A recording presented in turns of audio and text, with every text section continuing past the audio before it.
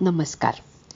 पंचांगाची माहिती या सिरीजच्या अंतर्गत आपण पंचांगातील तिथी, वासर, नक्षत्र, योग आणि करण या प्रत्येक अंगाची माहिती घेणार आहोत. सर्वप्रथम संवत्सर म्हणजे वर्ष, ज्यामध्ये क्रमाने चैत्र, वैशाख, ज्येष्ठ, आषाढ, श्रावण, भाद्रपद, अश्विन, कार्तिक, मार्गशीर्ष, पौष, माघ आणि फाल्गुन हे महिने असतात. यांचं वैशिष्ट्य म्हणजे यांची नावं त्या त्या महिन्यात पौर्णिमेच्या आसपास जी नक्षत्रे येतात त्यावरून ठरलेली आहेत. आपल्याकडे 12 राशी आणि 27 नक्षत्र अशी ही संकल्पना आहेच. तिथी म्हणजे काय, तर आजच्या काळातले आकडे असं आपण म्हटलं तरी चालेल. ग्रेगरियन कॅलेंडर प्रमाणे 1 ते 30 किंवा 31 आकड्यांचा एक महिना होतो. अर्थातच फेब्रुवारीचे 28 दिवस आणि लीप इयरमध्ये 29 दिवस हेही आपल्याला माहिती आहे. पण हिंदू संवत्सर म्हणजे कॅलेंडर यामध्ये सुद्धा 1 ते 15 या क्रमाने वाढत जाणाऱ्या चंद्राच्या कलांप्रमाणे प्रतिपदा ते पौर्णिमा अशी नावं दिलेली असतात, ज्याला शुद्ध किंवा शुक्ल पक्ष असं म्हटलं जातं. 15 दिवसांमुळे पंधरवडा असंही म्हटलं आहे.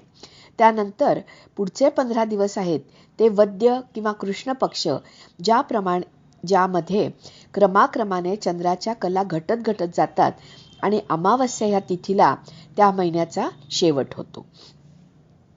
वासर अर्थातच वार यांची नावं सूर्यापासून सुरू होऊन 7 ग्रहांची नावं त्या त्या वारानुसार येतात.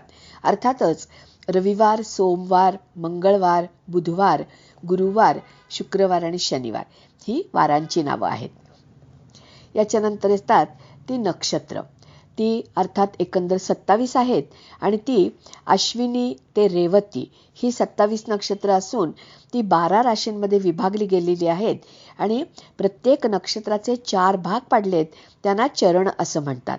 आता नक्षत्रांची नावं कुठली, तर अश्विनी, भरणी, कृत्तिका, रोहिणी, मृग, आर्द्रा, पुनर्वसू, पुष्य, आश्लेषा, मघा, पूर्वा फाल्गुनी, उत्तरा फाल्गुनी, हस्त, चित्रा, स्वाती, विशाखा, अनुराधा, ज्येष्ठा, मूळ, पूर्वाषाढा, उत्तराषाढा, श्रवण, धनिष्ठा, शततारका, पूर्वा भाद्रपदा, उत्तरा भाद्रपदा आणि रेवती ही 27 नक्षत्र आहेत. भ्रमणाच्या अंतरानुसार 0 अंशात सूर्यचंद्र असतील तेव्हापासून 360 अंशापर्यंत परत पोचले की पुन्हा पहिल्यापासून सुरुवात करतात. या 360 अंशाचे समान 27 भाग केले, त्यातला प्रत्येक भाग म्हणजे एक योग असं म्हटलं जातं. त्या 27 योगांची नावंही पुढील प्रमाणे आहेत.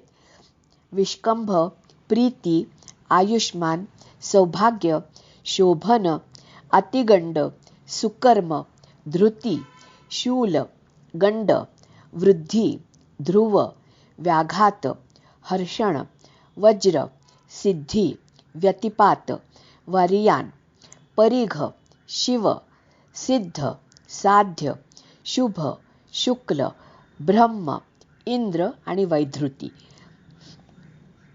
याच्यानंतर पंचांगातलं अर्थातच 5वं अंग ज्याला करण असं म्हटलेलं आहे.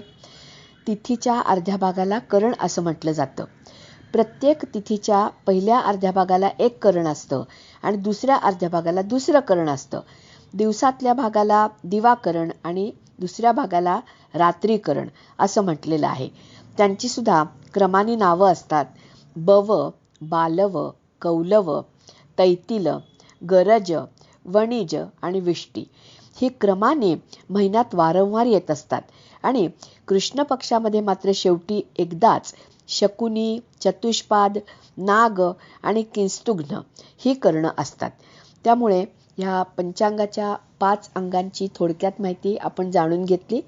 आजचा हा व्हिडिओ जर आपल्याला आवडला, लाईक, शेअर आणि सबस्क्राईब नक्की करा आणि इंद्रधनुष्य वर्षा गाडगीळ हे चॅनेल सबस्क्राईब करायला विसरू नका.